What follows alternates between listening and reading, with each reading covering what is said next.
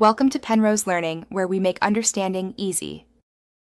You begin by verifying compatibility and placing files where Final Cut Pro expects them.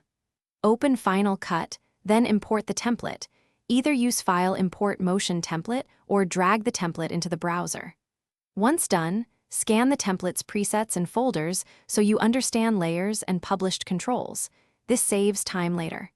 Make sure to check required media placeholders and fonts now, because missing assets are the most common blocker when you try to apply a template.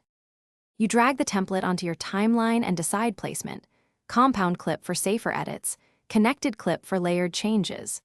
Next, open the inspector and methodically change published controls. Edit text, pick colors, tweak timing, and adjust masks or transforms. These controls exist so you don't alter the motion project directly. Replace placeholder media with your footage, using replace or maintain attributes to preserve timing and effects. As you tweak, skim the timeline to confirm keyframes and transitions behave as you expect. You finish by rendering and previewing the sequence to ensure smooth playback and correct timing. Then check keyframes, audio sync, and color consistency.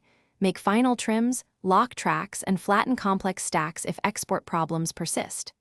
Export with your chosen codec and settings once satisfied. If something goes wrong, clear Final Cut's render cache, relink any missing media, and if the template still misbehaves, reopen and resave it in Motion to refresh published parameters. This often resolves corrupted control links. Thanks for watching. If this was helpful, leave a like and consider subscribing. See you next time.